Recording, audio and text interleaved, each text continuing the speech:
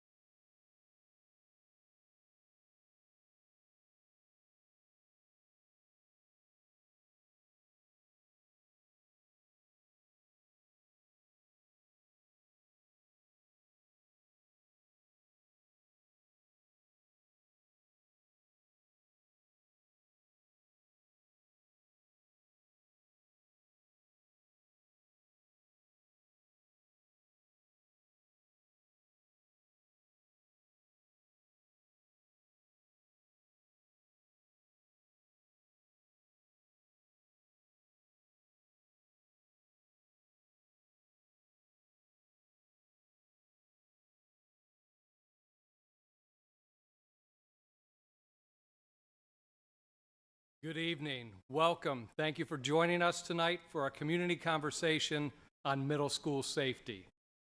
My name is Mike Zarchin, and I serve as Chief of Schools. I have the honor of serving as moderator tonight for our community conversation for middle school families. We have planned this meeting to be an opportunity for our community to learn about BCPS's efforts to ensure student and staff safety and to hear from a Maryland Safe Schools psychologist who will share information on statewide data, trends, adolescent behaviors, and tips for building positive partnerships with middle school students. Those relationships will support the students both academically, socially, and emotionally.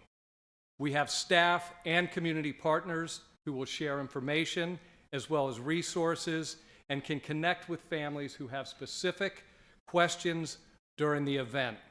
We greatly appreciate you joining us tonight. We have a packed agenda, so let's get started. So if we look at the agenda, we will provide a recap of the work to foster safe and supportive learning environments, and then turn it over to Dr. Krista Culp for her presentation. Following the presentation, we will have a question and answer period and then move into small group discussions. Those discussions will be held at the tables. You will have an opportunity to report out on key themes from your group discussions at the end of the evening.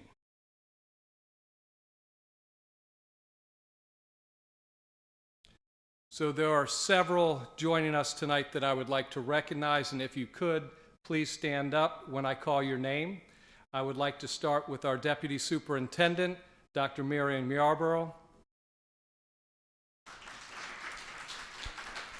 Our Chief of Staff, Ms. Mildred Charlie Green. Ms. Larissa Santos, Executive Director, Middle Schools. Mr. Eric Minus, Executive Director, Middle Schools. Mrs. April Lewis, Executive Director, School Safety and Security. Dr. Kim Ferguson, Executive Director, Social Emotional Support. Dr. Candace Taylor, Safety Manager. Dr. Michael Ford, Safety Manager. Mr. Jim Mitcherling, Safety Manager. And Mr. Neil Hicks, Safety Manager. We also have Sergeant Eric Knox, Baltimore County Police Department, with us tonight. Mrs. Sue Hahn, Program Specialist. Mrs. Stacy Wade, Program Specialist. Miss Leslie Weber, President, PTA Council of Baltimore County. Miss Claire Cabral, Vice President, Baltimore County Student Council. Miss Anissa Khalil, Community Outreach Director, Baltimore County Student Council. They look forward to connecting with you this evening. You will see them moving around from table to table and joining in on the discussions tonight. Our community partners also have tables set up around the room. We invite you to please stop by and visit those tables to have conversations and pick up resources. BCPS is committed to providing physically and social emotional safety for all students and staff. Last spring, we presented our comprehensive safety enhancement plan for the 2022-2023 school year. This slide depicts those actions and our current status. To date, we have implemented several initiatives focused on the needs of students and staff in order to create an optimal environment for teaching and learning. This includes grant-funded student safety assistance in all secondary schools, continued partnerships with school resource officers, clear communication of behavior expectations, staff training and student meetings, consistent review of discipline data, and implementation of consequences, as well as reimagined alternative education options. Our work promoting safe and supportive environments is framed by federal and state laws, board policy and rule, the compass, and the student handbook, as well as the code of conduct, which students and staff, as well as parents, receive annually. We have worked to enhance our plans based on student needs, staff input, and stakeholder feedback. We hosted 5 virtual town hall meetings on school safety and are committed to providing additional opportunities for Team BCPS, the community, to have meaningful and solution-focused conversations on this critical topic.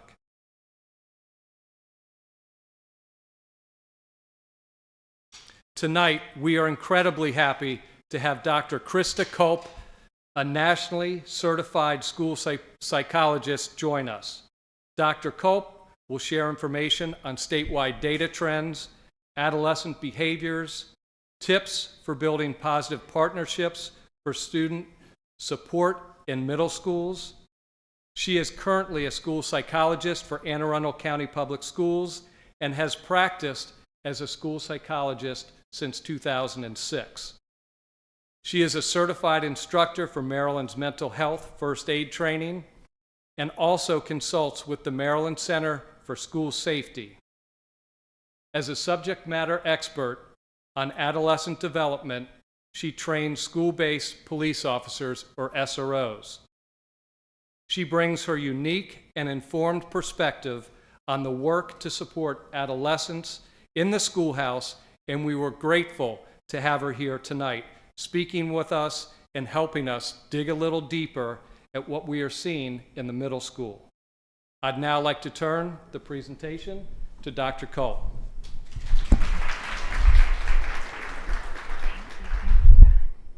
Well, I should be the one saying that I'm grateful to be a part of this lovely team and working with all these families. Is that a little too loud? Where's my Greg? Okay. Is that better? Okay. In addition to my professional role as a school psychologist, I'm also a parent of 2 children, an 8-year-old and a 13-year-old, if I can survive these teenage years with my son.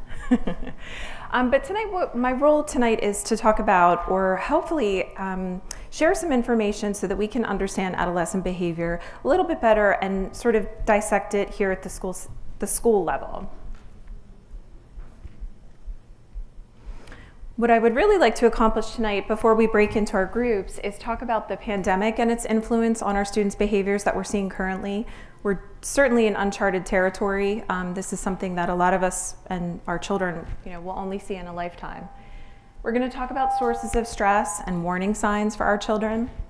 We're going to talk about impact on students and school staff and how that relates to their relationship. Really hone in on adolescent development and what's normative or typical for an adolescent to engage, what behaviors to engage in. Trauma and ACEs. We're going to talk about some challenging behaviors in the classroom, discipline concerned, and then where do we go from there? We're going to talk about some school-based interventions, parent interventions, what you can do as a parent, and then whole response efforts. There's been an enormous amount of data, and I think we're going to be measuring outcomes for quite some time in years to come about the impact that COVID has not only on our students and our children, but on our staff and our faculty.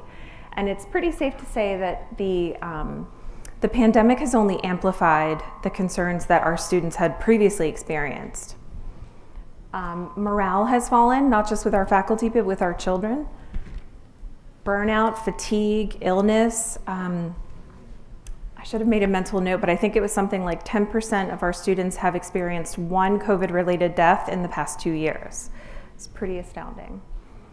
School staff, they're leaving the profession. It's challenging. They're feeling frustrated themselves that they can't give students what they need, or they can't manage classroom behaviors or hallway behaviors. Negative school climate, secondary trauma as parents and children and educators. We've all experienced it. And then compassion fatigue. We're not exactly empathetic for things that maybe when we had the energy we were empathetic for. When I looked at the data and working with our students, I have to ask myself, what are our students experiencing from their perspective? And so they are stressed more than ever. They're worried about their grades, honor roll marks, getting into the right school, getting into the right program, sports teams, coming off the pandemic. Am I going to make the team? Am I going to, make the college team, get that scholarship? Clubs, community activities, family responsibilities. Are they getting enough sleep? Social relationships, lack of resources, and just that overall adolescent visible competitiveness. These are things that from their perspective, when you talk to our students, this is what they're coming to the classroom or the dinner table with.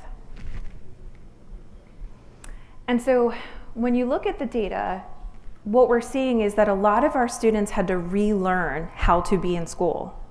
They had to learn how to get on the bus again and socialize in the hallway. They had to learn to get back into a routine and refresh their study habits. So they essentially were going through a relearning process last year. Even though we're now in the 2020 school year, there are still residual stressors and trauma coming with our students to the classroom from the 21-22 school year, something we have to consider.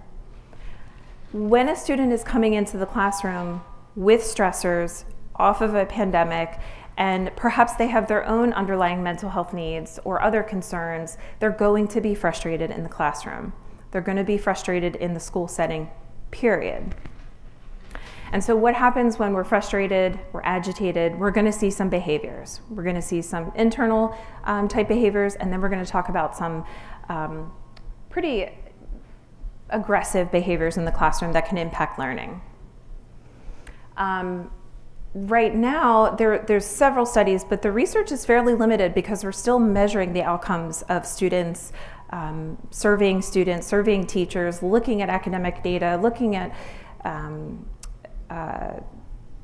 attendance data. We're still going to be measuring it for quite some time, but there was one study that caught my eye. At the end of 2020, they said that more than 20% of students exhibited anxiety and depression just 1 month into quarantine.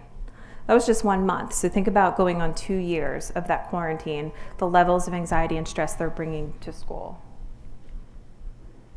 These are just some mental health data numbers that, even those students that we have who we think may not be experiencing a mental health concern, these numbers to me were pretty staggering. So 1 in 5 adults experience mental health each year, us as parents, our teachers, our family, our educators. But let's get down to the youth. So 1 in 6 US students or youth age 6 to 17 experienced a mental health disorder each year or last year. 50% of all lifetime mental illness begins by age 14 and 75% by age 24. So hence why we're talking about the adolescent development. This is a crucial time to really intervene. And then lastly, suicide is the second leading cause of death among people aged 10 to 34. There was quite a substantial number of data that when you look at the numbers were pretty steady with reporting of suicide. That does not mean that our students weren't suicidal. It just meant the avenues where they typically report suicide weren't necessarily there during COVID. And we're going to talk about that in just a minute. Okay. I'm not going to look at all the studies, but just a couple to pop out that resonated with me were that, I thought it was a question. For adolescents at age 12 to 17, 1 in 6 experienced a major depressive episode. If you look down here, 1 in 5 young people report that the pandemic had a significant negative impact on their mental health. 18% of adolescents, 23% of young adults, which we could go maybe the college age, think of it like that bracket, and nearly half of the young people with mental health concerns reported a significant negative impact.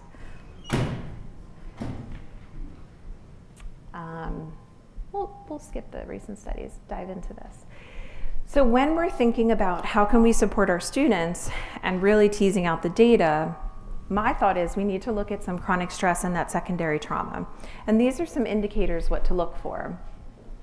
Some social signs are difficulty initiating or maintaining relationships, irritability, behavioral outbursts, fighting with peers, withdrawing socially, perhaps a student who typically was social or involved in a lot of activities, you see them withdrawing. Emotional signs could be excessive worry and anxiety, anger, confusion, hopelessness, and quite possibly suicidal ideation. Physical signs that could indicate this would be fatigue, difficulty paying attention, headaches, stomach aches, the list could go on. The interesting thing from that difficulty paying attention, when we look in the classroom, and there's a couple different schools of thought, our students can't necessarily pay attention for the period that they once did. They have to build up their stamina. During COVID, they had a lot of electronics, they had a lot of social media, but coming back into the academic rigorous classroom, their stamina is not as up to par as it used to be. So some warning signs. I know we're here to focus on adolescence, but I wanted to talk about it through development. So for preschoolers, we, as educators sometimes might see thumb sucking, potty accidents, bedwetting.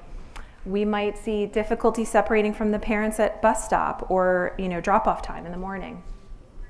Sleep disturbances, changes in appetite, any type of regression in behavior, that's definitely an indicator. Elementary school children, very similar. We might see school avoidance or not wanting to go to school, tearful fits, poor concentration, a decline in their overall academic performance, and then withdrawal from activities and friends. When we're looking at adolescents, again, the same things, we might see poor problem solving. And this isn't necessarily problem solving that you would talk about in the classroom, like problem solving with math or writing assignment. This could be solving a social issue or solving a problem between another, peer conflict. Poor concentration, those somatic complaints keep coming up. So why is adolescence so important? We're going to talk about the changes that happen in adolescence, and the reason it's so important is actually the second most rapid period of growth secondary to infancy. And so we see a lot of changes in adolescent. Impacted with the pandemic, we may see an increase in these. But what happens first? So physical changes. We see our students are growing, their height is changing, their voice changes, they have facial hair now, may have acne, they're kind of awkward and clumsy. I still say my son is kind of growing into his head. Very concerned about physical appearance. Very much everyone is looking at me. I have to look nice. I have to wear the appropriate things. Anybody in here is a middle schooler. We know the shoes have to be on point. Hormonal. Lots of hormonal changes in adolescence. For girls, the main ones are estrogen and progesterone, which are actually linked to neurotransmitters, which regulate mood, which is our serotonin and GABA. For boys, testosterone.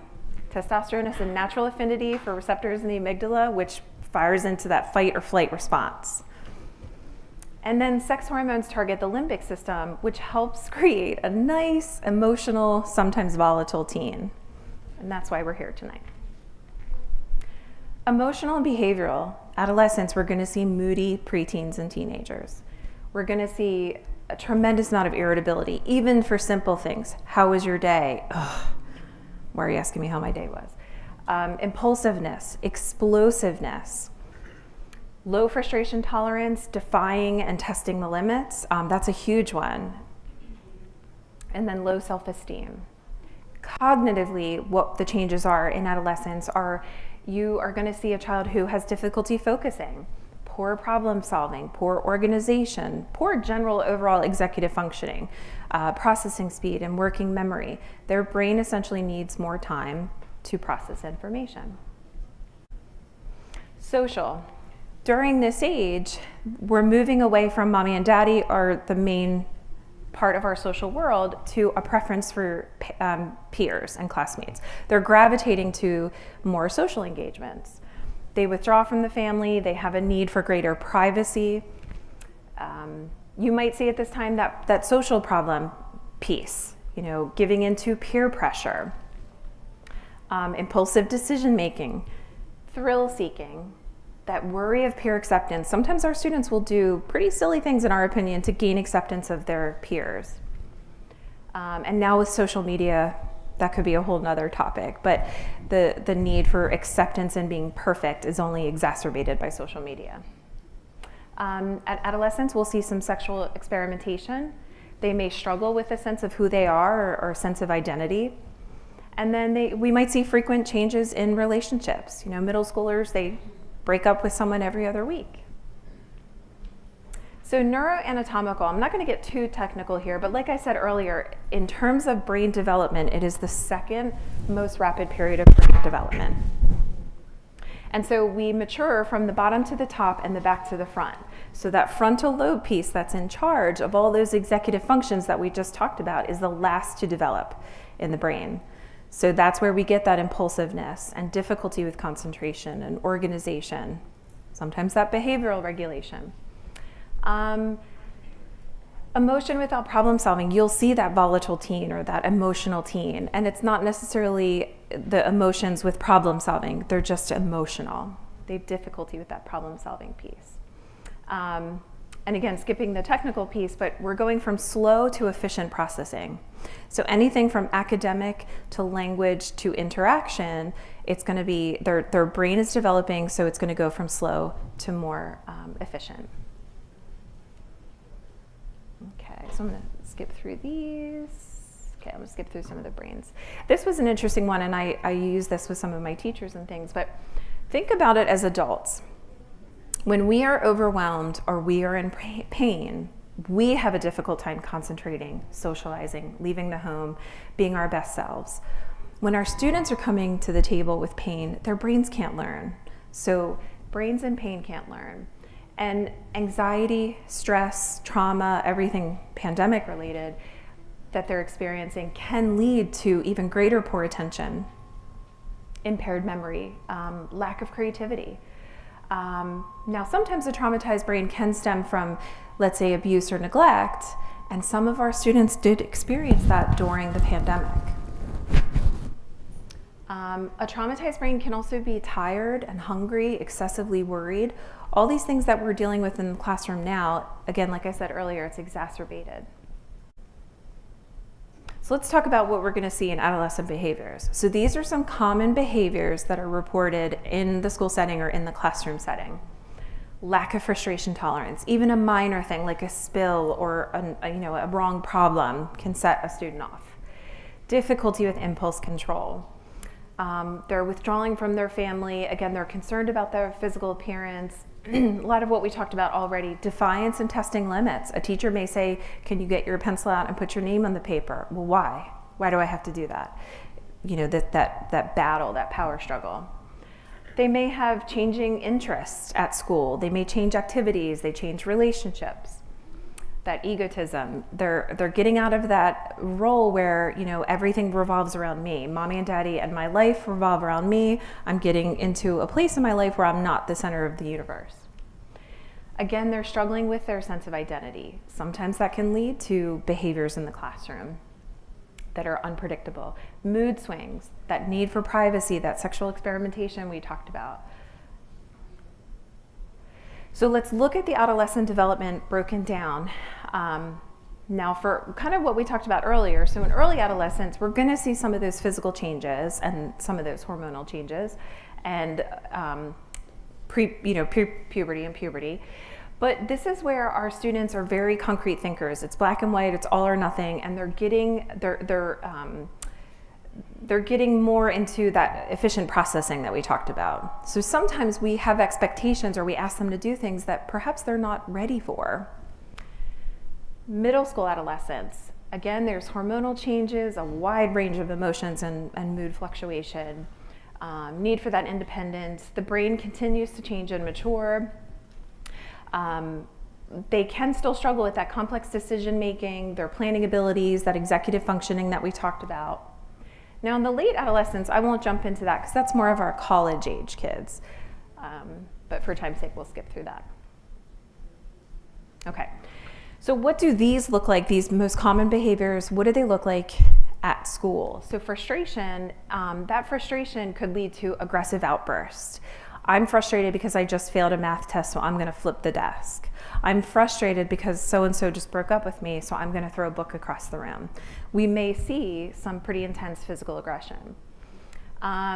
There might be a frustration from bullying or being a victim previously of bullying. That's a big hot topic too. They could be frustrated from socioeconomic issues or a lack of support from the home. With all those stressors that we talked about earlier, if there's no support at home, it makes it for a pretty hard day to deal with. They may have disabilities.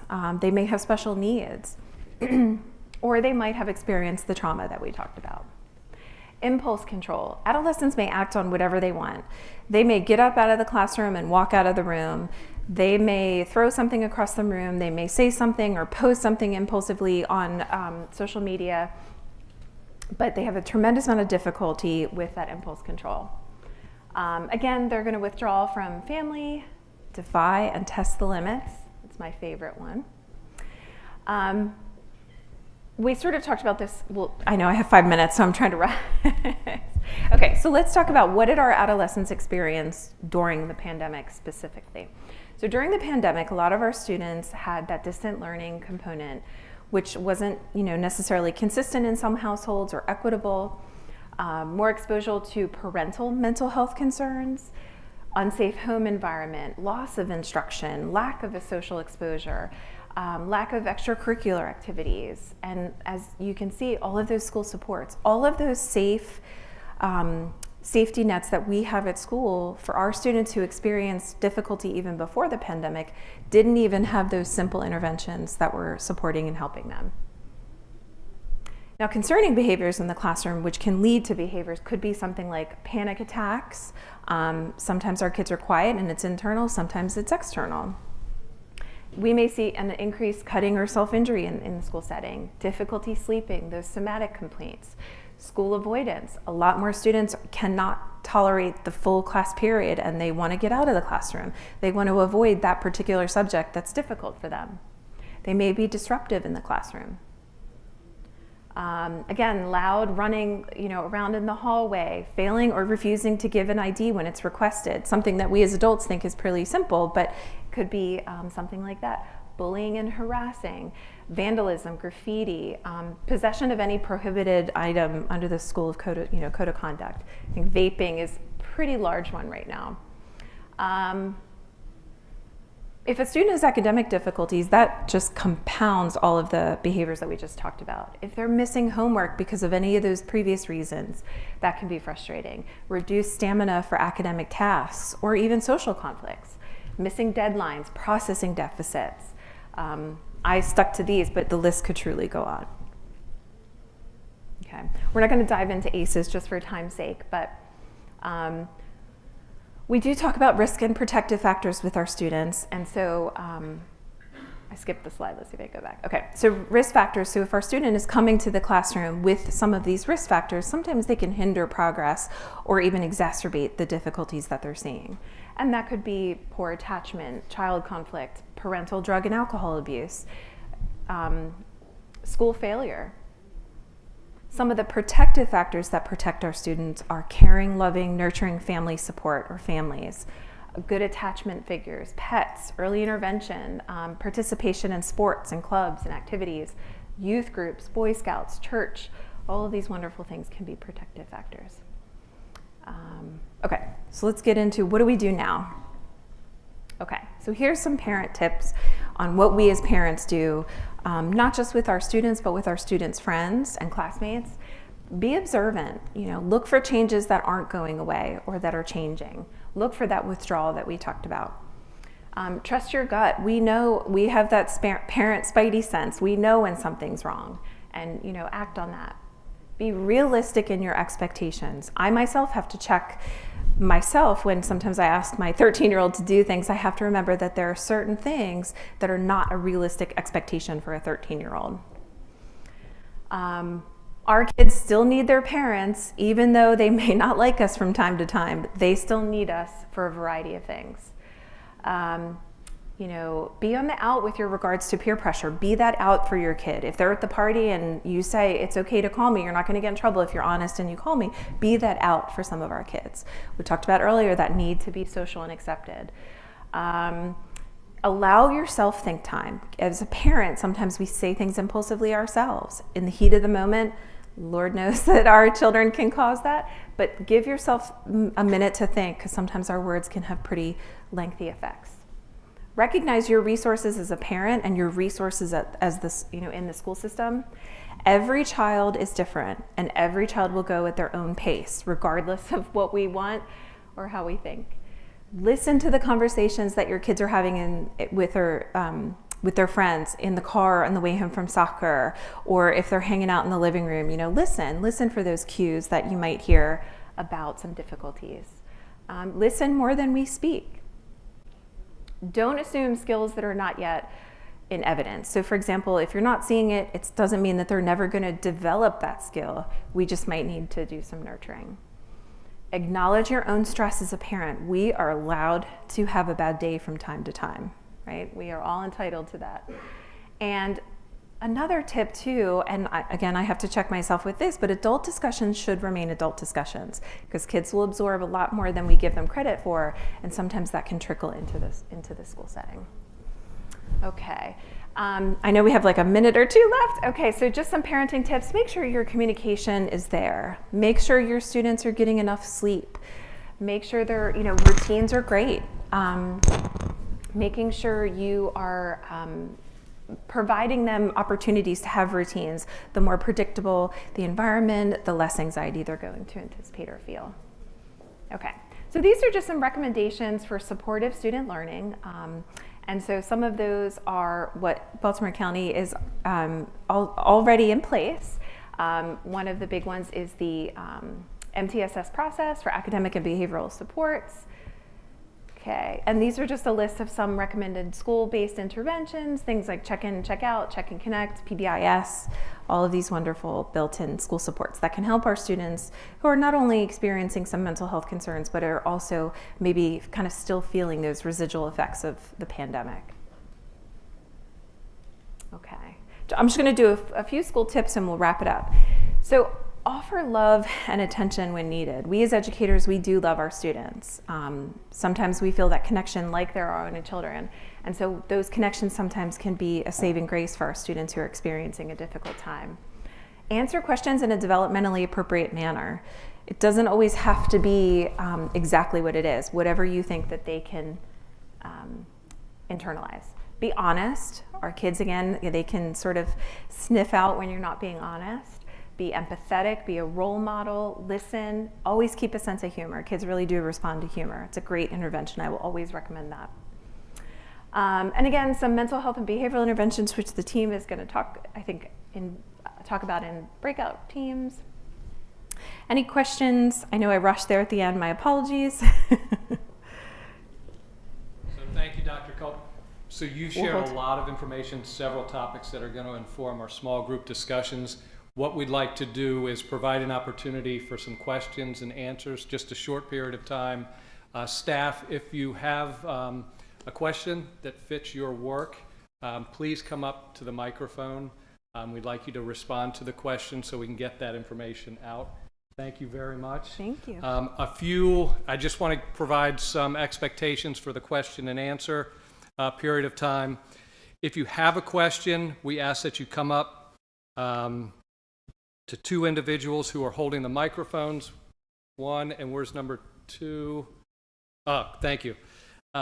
They will be holding the microphones. Please do not attempt to take the microphone away from them. We want everyone to have an opportunity to ask questions. Keep your questions brief so everyone has a chance. Allow Dr. Culp and other BCPS staff to provide responses. Limit sidebar conversations. We want everyone to hear both the questions and the responses. Threatening statements, personal insults, and attacks will not be tolerated. If you have a school-specific question or concern, our middle school executive directors, Ms. Santos and Dr. Minus, will be able to speak to you about those concerns. So we'd like to keep those private between you and the executive directors. Please listen to the ideas of others and with an open mind and work to understand perspective. This is an intentional, solutions-focused discussion that we'll be getting into. We want to approach the question and answer period the same way. Please ask questions that add to the discussion and the general knowledge that we're trying to build here tonight. With that, I would like to thank you in advance for working together with us, and I'm going to open it up to questions, and we have many staff members just waiting to provide responses. If you have a question, please raise your hand and we will send somebody over with a microphone.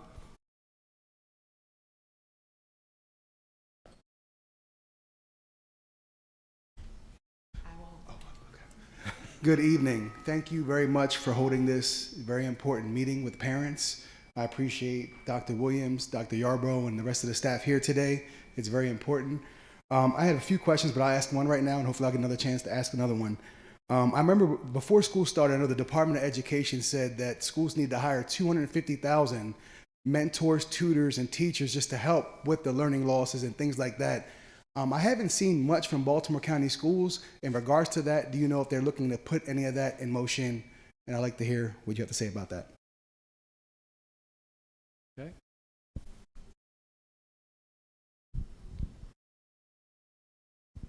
Dr. Yarbrough?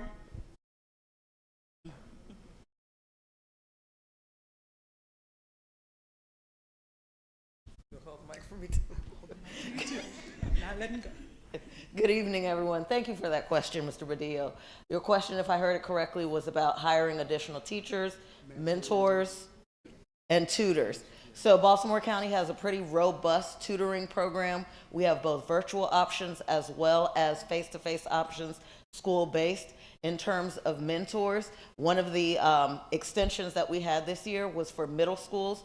All of the middle schools received funding to add an additional mentoring program specifically focused on boys, in addition to the mentoring programs that exist at the elementary schools, the high schools, and middle school programs that are beyond just the boys. But we did add additional funding in every single middle school this summer, following that same data to make sure that we were able to create those groups to provide those opportunities for our students.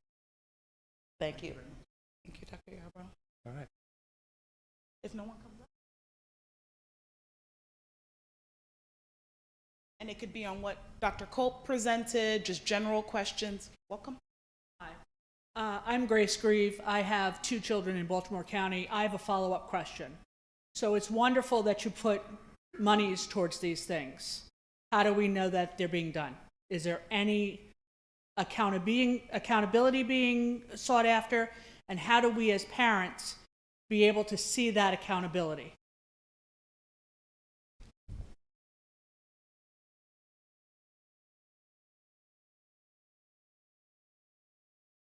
I'm going to invite some of my colleagues to come up next, but that is a wonderful follow-up question. Absolutely. Part of the strategic plan, the first goal is learning accountability and results. And so for us, it's very important that everything that we say, that we are following to make sure that there's alignment with what we do.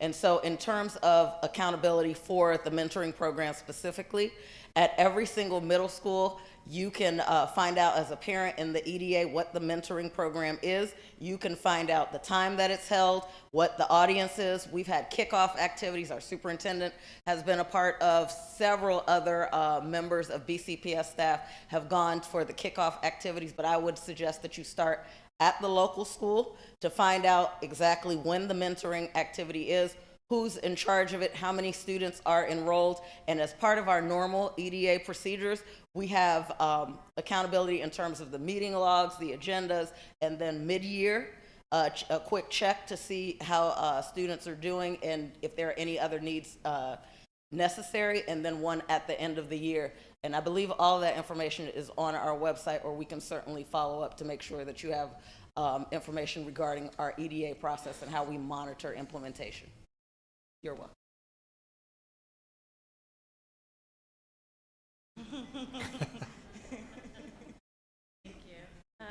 My question is, say there is a threat to a school. Oh, there's been a threat to a school. And children are scared to go back into the school. And the school is saying, like, we'll have psychologists there to help you, but there are students that are refusing to go back to the school. So how does BCPS offer psychologists to students at a different location other than the school?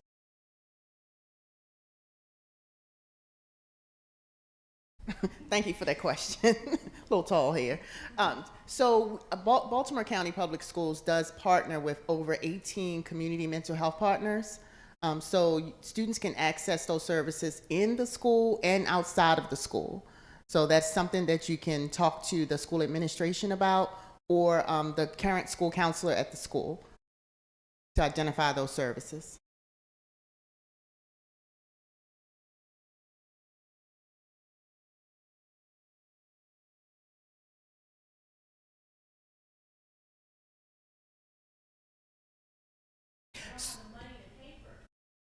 So yes, once again, we do have those 18 community mental health partners. So we have some grant funds for schools that may not have, for students who may not have insurance. So we are able to provide those services. And you can, and we're right here. Yes. Yes. Yep.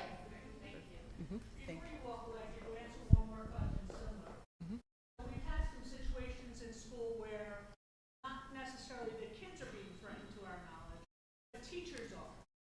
Lost some teachers because of threats. We as parents don't see that there's any action. Understanding completely there are confidentiality issues. But again, how do we know what's going on, and how do we address this for the teachers?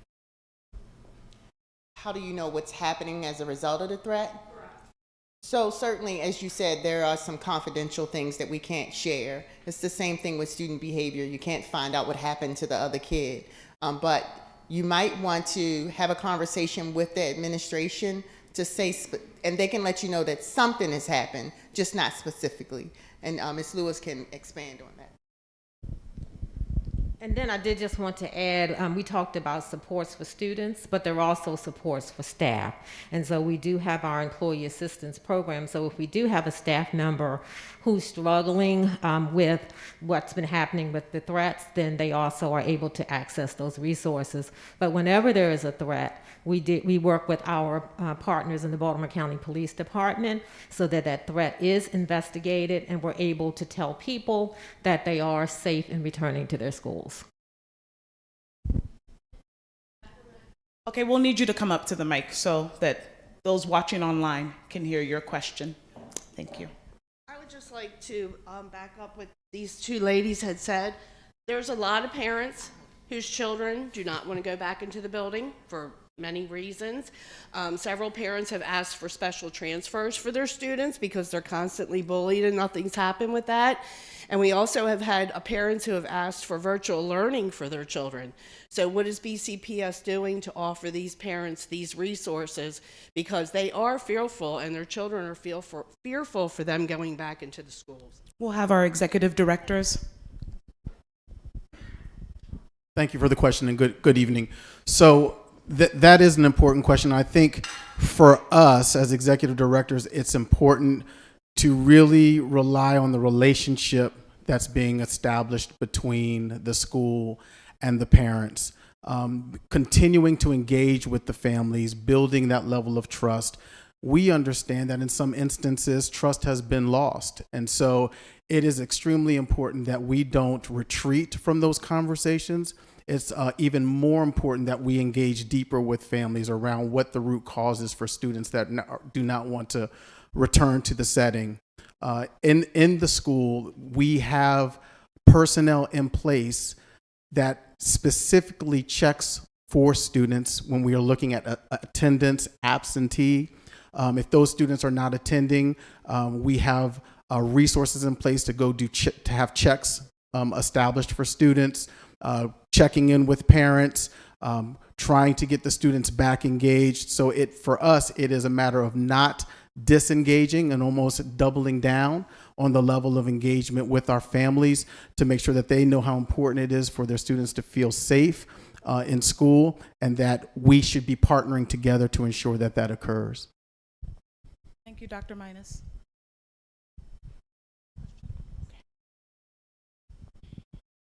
Good evening. I'm kind of short. Short. I have a middle schooler, and I am the parent, the Student Support Network lead parent at her school, the lead volunteer. And my question is, what are we doing for staff and students on a regular basis to engage them in wellness activities during the school year? I know at my job, we have what we call a meeting-free week, so you can get other things done besides sitting meetings all week. What are we doing for staff and students and people in general, just so they can have some downtime, because getting back into school, getting back to work, regular activities is very stressful, as we've seen in this presentation. So what have we put in place to have that happen so that kids can possibly catch up on work, teachers can catch up on planning and those type of things? Thank you for that question. Last year, we worked very closely with all of our union partners to find out what would be helpful not only to our teachers, but to our central office staff members, our facility staff members, et cetera. And so as a result of that, you see some changes with the calendar where we've added those 3-hour early releases for release, relax, recharge. We've also created for teachers in particular this year where we've reduced where we used to have meetings pre-pandemic every Monday afternoon. We've reduced from 4 meetings a month to 2 meetings a month to give that extra time to either do your own individual planning or take a breath, like you said. We've worked with our union partners when we are looking at operations where the nature of their job is a little different from the classroom job to find out what those opportunities are that exist for them. And so we have different wellness partners that we've worked with. We, of course, work with Cigna. We work with, I'm sorry, the name escapes me right now, for some wellness challenges like water challenges, exercise challenges, et cetera. Bounce Back is what it's called. It is specifically targeted to educators, and they've done their work. Castle, the agency that works on counseling for students, they've done their work specifically around the pandemic for educators and the impact of the pandemic, and really making sure that we're putting in a lot of ongoing opportunities for feedback and for input from staff, so we know what it is that they need. Some of the options that they love are the remote options when there's professional learning and things like that. So we've been able to institute that, but we also know that we're trying to find that balance as this is challenging, that we want to get back to that everybody's in the building, and so we want to get back to really focusing on teaching and learning, but being mindful of the impact of the pandemic and how long it's going to take to make sure that everyone has the time and resources that they need to be successful, take care of our students. So thank you. Awesome. All right, come this way so they can see you. Okay. I'm a parent of 3 children in all 3 levels. I'm also a substitute teacher who BCPS is lucky enough to have with a teaching degree. And I would like to know what is being done for substitutes, and I'm not talking about long-term subs, with some classroom management training. When I got my degree back in the late 90s, the classrooms looked a lot different than they do now. And I was just in a school today and had a child that was very hard to manage. And understanding the different needs that these children have, and also understanding children with special needs and their unique situations. I talk to friends who are subs and they have no idea how to handle these children. And I have some experience, but I'm certainly no expert, and I would love some additional training.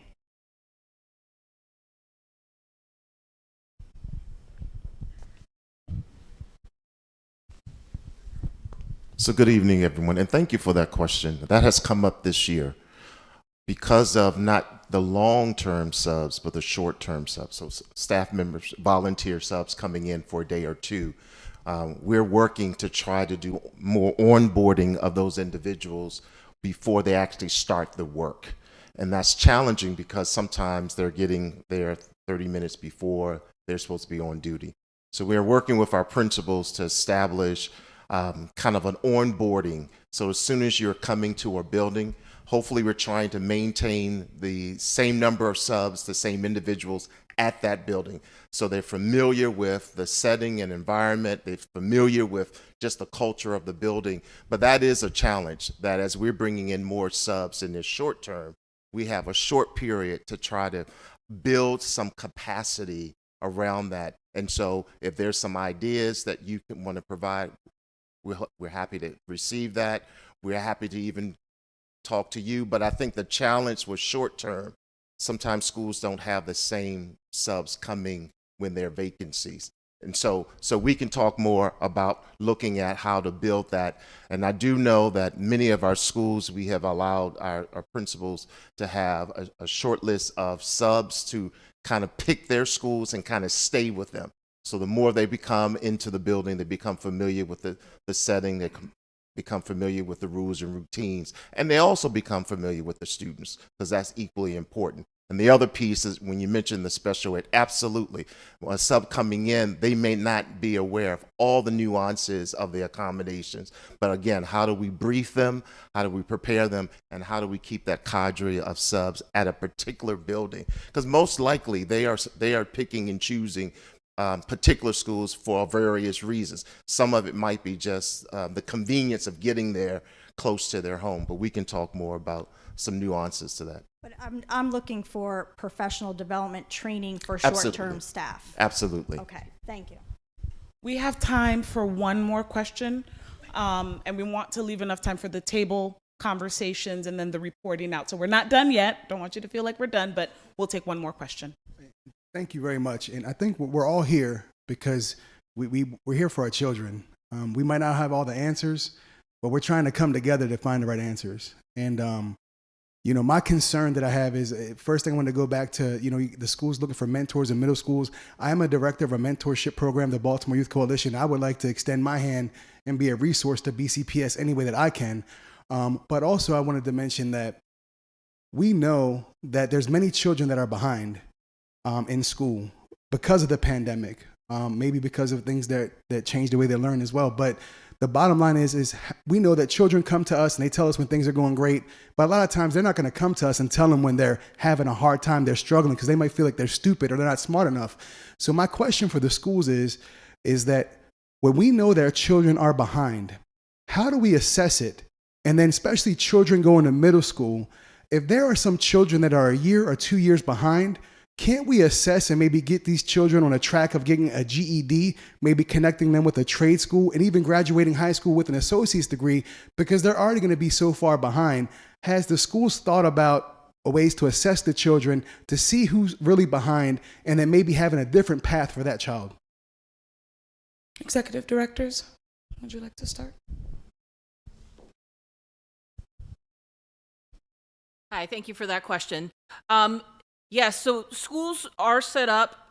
Dr. Minus and I go out as middle school executive directors and work very closely with our middle school principals, especially around the work around articulation.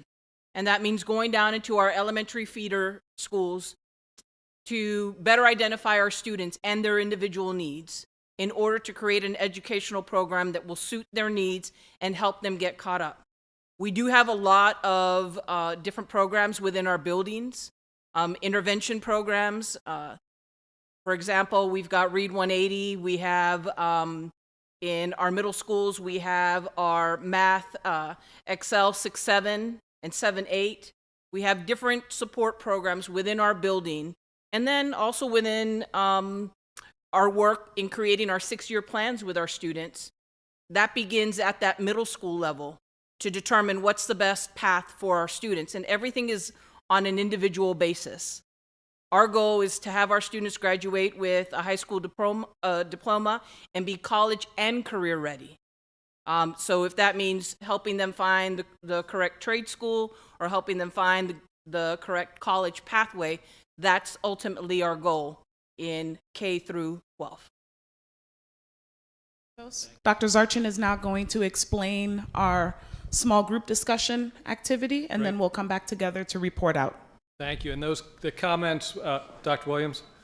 Just want to add to that response. I heard the question. I do want to say Suhan is standing up, who is our, part of our family and community engagement.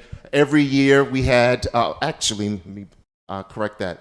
Last summer, we had an inaugural community partnership fair, and we invited current partners and those who desired to be partners with BCPS. And so Sue is our contact person. So if you're willing and able and want to continue to mentor and support, we're happy to have those conversations. I want to just be very specific. Our goal is to prepare our students to be successful after high school, and Ms. Santos mentioned that. The assessments that we use MAP-R and MAP-M, and that's reading and math. That gives you a sense of where your student may be performing at the particular grade level with their peers. It's a national norm, not just Baltimore County. So we use that data point, real-time data, to provide those supports. So we are already and willing to look at to make sure our students successfully move from elementary, middle, and middle to high. The purpose for tonight is, as we have been studying our data, that we see that middle school years are the years we need to focus additional support, whether it's mentor people, resources, scheduling, as the executive director shared. Because what happens, you only have 3 years to work with those students in middle school. Elementary school, those principals and staff may have known that student for 5 or 6 years. So our challenge, and this is the work that the executive directors did with all of our middle school principals, to look at, let's talk about middle school. Let's talk about the adolescent learner. Let's talk about scheduling. Let's talk about the conditions for success. Let's talk about the articulation from 5th grade to 6th, and then from 8 to 9. And so we, I see some other folks have been former middle school principals and teachers. And so we have a sense, and that's why that summit was very important, to re-examine and to pull back what we want to do differently. But as Ms. Santos mentioned, our goal is to prepare our students for college and career readiness. And we don't want to start thinking about GED at such an early age because of so many options that we have here. And I just want to echo the options that yes, we may be pushing for AP and IB, but we also have a dual enrollment program with our community colleges where students can start taking college courses and getting credit. Or our CTE program where we start talking about middle schools, like what's your interest? What do you want to do? And have them to explore. Middle school is all about options and choices and identifying who they are and their interests. And so that's the challenge and charge I put forth to our executive directors. And that's our work, to really unpack what we want to do and what middle school should feel like in all of our middle schools, not just a selected few. So I just want to build on that response that we're going to continue to provide options and choices, and we're going to still have partnerships. Next June or July, we'll have our 2nd year of our community fair, and we invite those who are volunteering to come back, and those who would like to start a partnership, please have a conversation with Suhan. Thank you. Okay. Thank you, Dr. Williams. At this time, we're going to move to our small group discussions, and this is the part we're really looking forward to. So I want to thank you for your questions, your comments. We have gathered quite a bit of information that's really helped guide our work through the 5 town hall meetings. What we want to do tonight is not only have those discussions, but really engage in problem solving at the small groups and at your tables. So we've had a lot of information shared. Dr. Culp shared some great information. We've had some questions that I think are thought-provoking and are going to help these discussions. So this isn't just talk. We're going to get into problem solving in these small groups. I want to share a couple guiding questions for you to think about. What do you want to know more about? Just in general, and then with specific areas that we've been talking about. What lingering questions do you have about state laws or BCPS policies regarding discipline? What additional resources are needed to support students or staff, in particular, staff and students in middle schools? And then lastly, how as parents can we work with schools to support student success? So you've done something great tonight. We appreciate you being here. That's a step, but bringing it into the schools, what can we do to help principals, school staff, and those students work through some of these challenges? So at the table, we're going to ask that you write down some key takeaways. We'd like one person in each group to be ready to report out. If for some reason we don't get to every table, we are going to capture what you write down. So please share the information in written form as well. We'll take that with us, and that'll be part of our work and will be included in an FAQ following the meeting. So we ask that you write down your takeaways on the chart paper. When it's time to report out, make sure we have one person ready. At this point, we'll start working the small groups, and staff will circulate around the room. Do we have the questions here on the PowerPoint? And I don't know that we don't have it in the slide. I was just saying, asking the same question. Yeah. Can we just add it? Can we just add it? I'm happy to.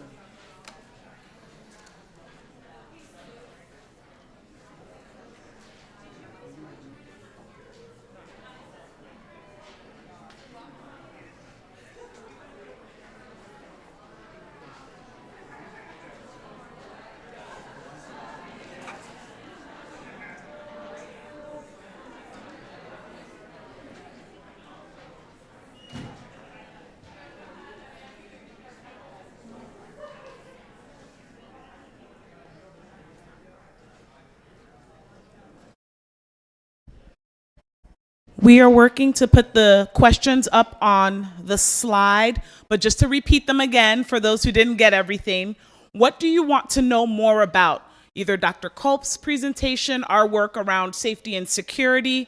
What lingering questions do you have about state laws or BCPS policies regarding discipline? What additional resources are needed to support students, particularly those in middle schools?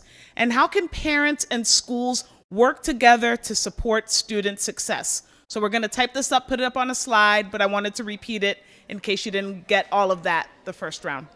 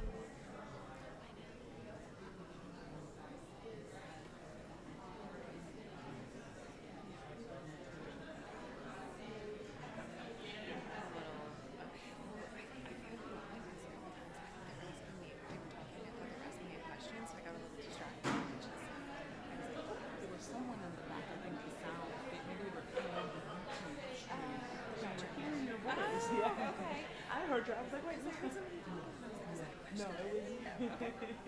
It was you.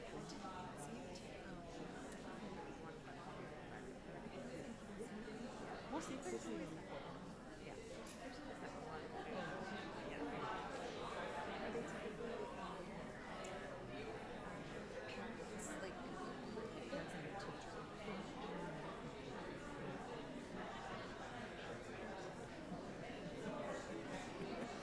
There's always that one. He just.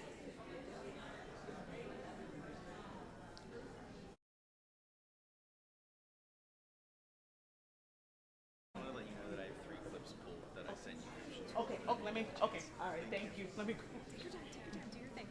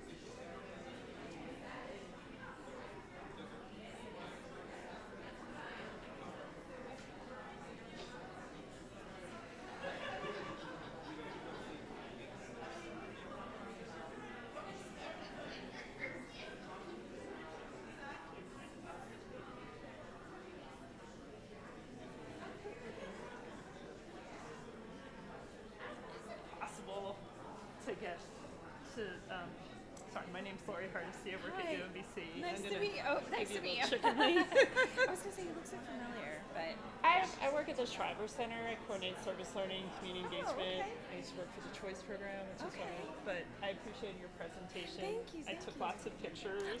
Good. Would you be open to emailing that presentation? Let me just talk with MCSS first, but Okay. give me your card just Yes, in case. yeah, yes. Perfect. Oh, that's lovely. I also have a This is great. If I could have your attention for just 1 second, we are going to wrap up in a minute, so if you could close out your conversations, and then we'll move from there. So another minute. For those of you on YouTube, we want to thank you for joining us as well. We are capturing your feedback, and we will include that information in our work. Thank you.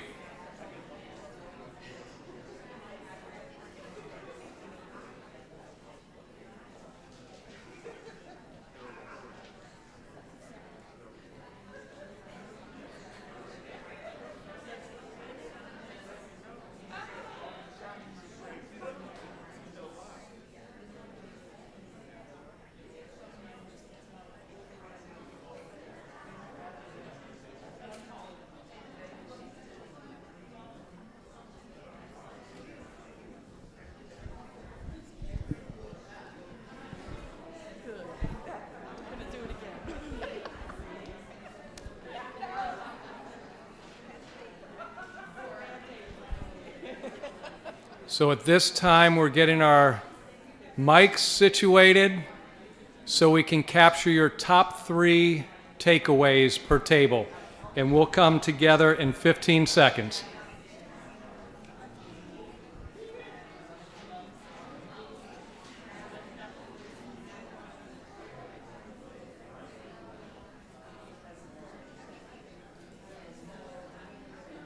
Three, two, one. Thank you, everyone. We're going to tie it together now.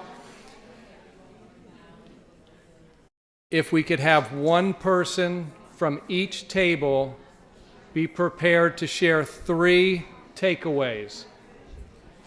And you can come up to the mic. Select one person from your table, excuse me, to share those takeaways. And I will start calling tables then. Let's start back here. Who is the person that will share the takeaways? Come up to the mic, please. Thank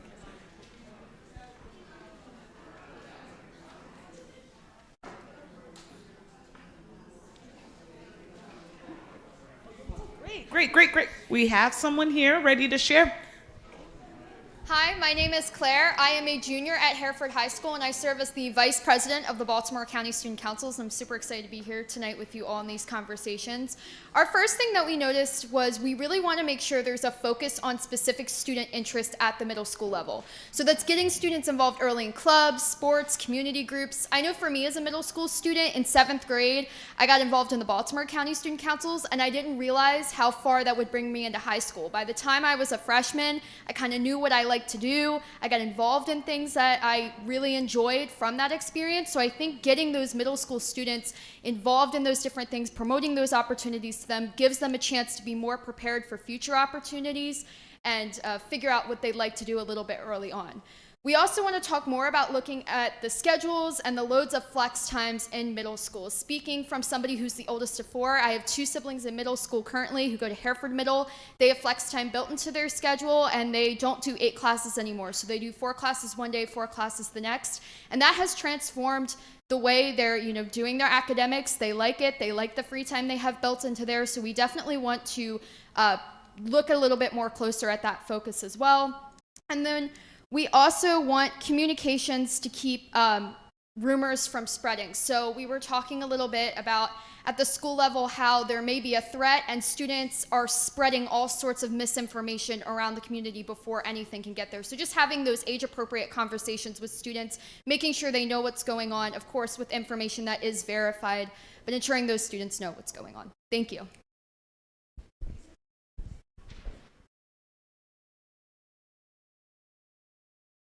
Hi, Tim Getty from Table 1. Some of the main conversation that we had centered around the state laws and federal laws that sort of impact school discipline and how it sort of impedes the sort of progress or stuff. I think it all relates back to the 2014 Dear Colleagues memo that came out of the Office of Civil Rights during the Obama administration. So we'd be interested in understanding, if those laws and what the state adopted are in imposition to effective school discipline, and what is this administration doing to push back and push up to the legislative folks to correct this, so we can actually keep the true victims in school to not be victims anymore, so people do feel safe in school so that they can excel and learn. And then one question that I had was, is there any consideration being given to adjusting the curriculum to remove confusing topics so we focus more on academics so these kids are prepared for college or trade school or success in life? So thank you.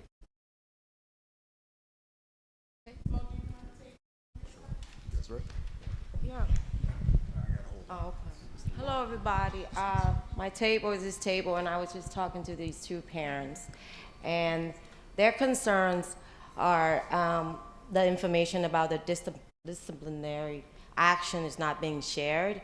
And yes, we were explained that because of liability issues, and I understand that too.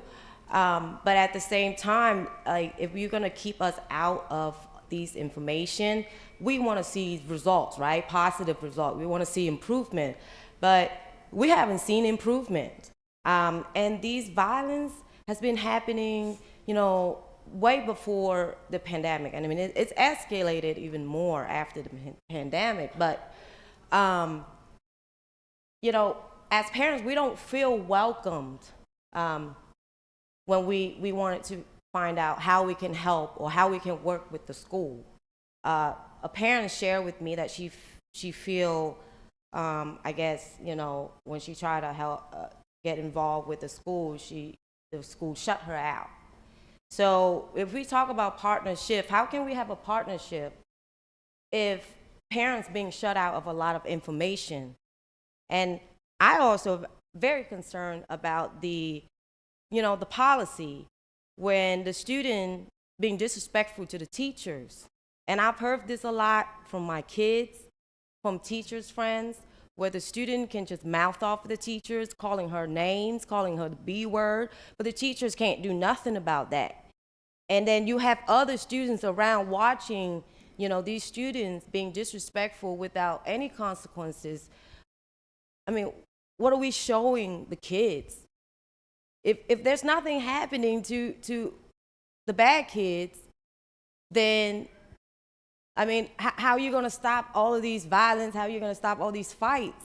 I mean, what can we change about the policy so that teacher can get more respect, so that student can know that if they fight or they're being violent, that there's consequences, because there's no consequences right now. And we standing around the room and we talking about all these things that we're going to do, but I mean, it's just a lot of talking points, but I've seen nothing being done.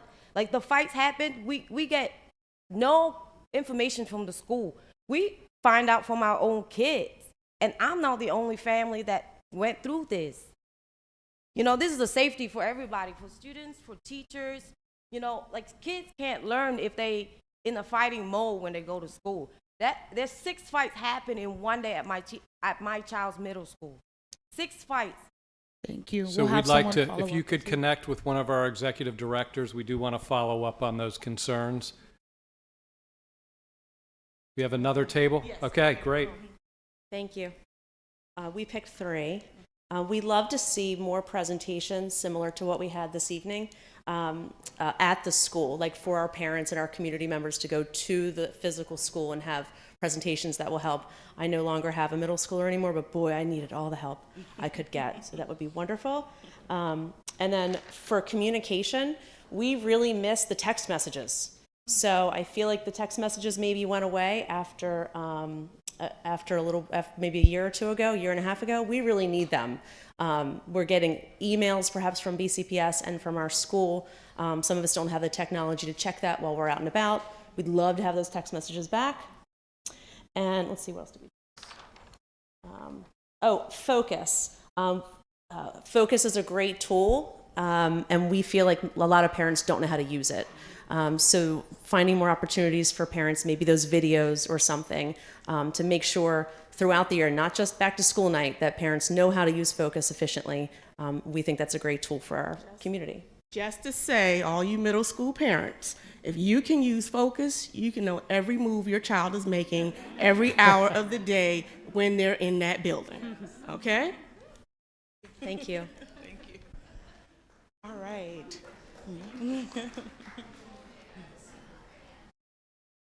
So my table talked about sort of three things. We started off with knowing that the school's hands are tied to some extent with regard to the rules and regulations starting from the state and federal level, and how do we help to address that countywide, but also individual schools, because not everything is happening at every school. The other thing we talked about is getting the students involved. How do we get them safely involved in doing peer reviews and group discussions so that the students can see that the other students have an opinion about what's going on and how it's affecting them. And then finally, we have had in our middle school some opportunities where the children have made comment about something that's happened and brought it to an adult's attention. How do we, again, safely celebrate and commend and show other students that this is the right thing to do, and that the more we can have kids do this and prevent situations from happening, the better they'll all be. Thank you. Thank you. Mo?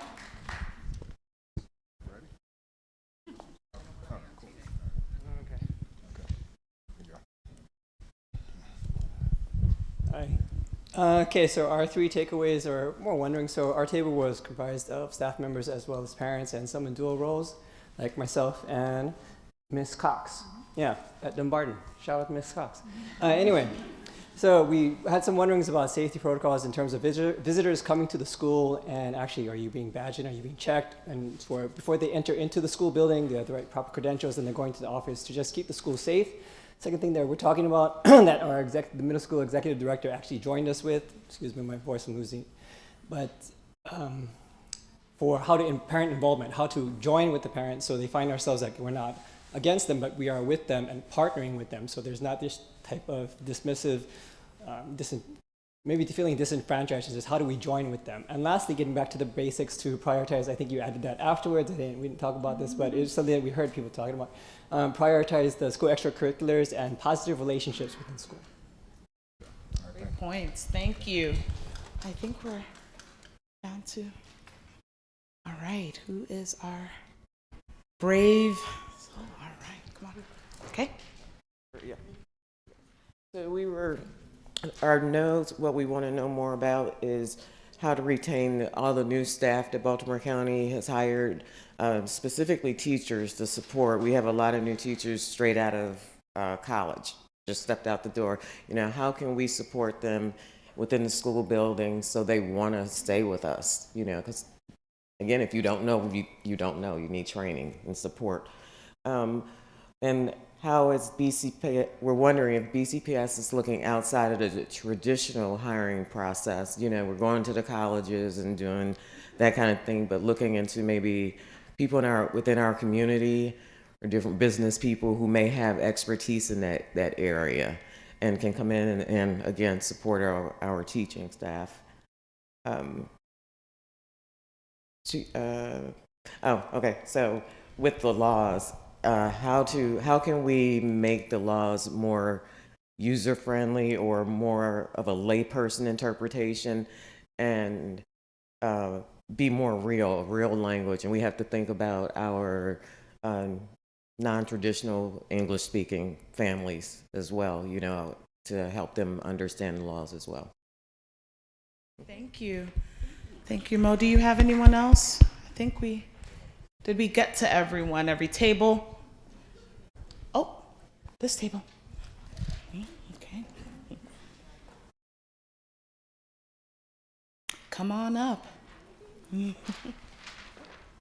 So, So we talked about that we have a lot of internal staff and using them to bridge the gap between how schools and communities, between schools and communities, and that we really are better together. So needing more school psychologists, school social workers, school counselors, PPWs, SEL teachers, because you can use these staff to help maximize our internal resources and really to eliminate the barriers, because we have good people doing good work that no one knows about in our schools, and really to build on our strengths, to play on our strengths, and really just having those additional resources to help bridge the gap, even with our outside community partnerships.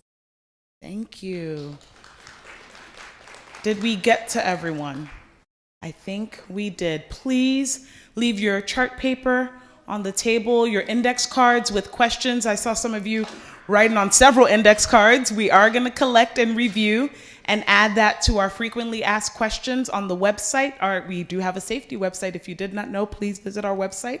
We will add Dr. Culp's presentation on the website as well. So please make sure you leave all of the artifacts on the table so we can capture your comments, your feedback, your questions, and as we plan for more conversations, make sure that we're addressing those. So I'll turn it back over to Dr. Zarchin to close us out. Thank you. So I want to thank everyone here from Team BCPS, staff, families, community, and students joining tonight. We greatly appreciate it. We are going through some challenging times. There is no doubt about it. Together, when we work in partnership, we're going to be able to problem solve and address issues in real time. So I want to encourage you to continue the communication with school leadership. When it needs to go to a different office, we've had several offices, departments here offering, sharing information. Please let us know when things come up, good or bad. We want to hear when we're making progress as well. We're working incredibly hard to ensure that every student enters the school and leaves at the end of the day feeling safe, positive about school, and learning at high levels. So again, whether you're here in person, online, we want to thank you sincerely for the partnership with this work, the collaborative work with everyone in Team BCPS. We're going to be positioned to move forward in a very positive direction. So thank you. Have a good evening. If you have questions, we'll have folks around. And please don't forget to go to the tables to see different support groups, offices within BCPS and from the community. Thank you all very much.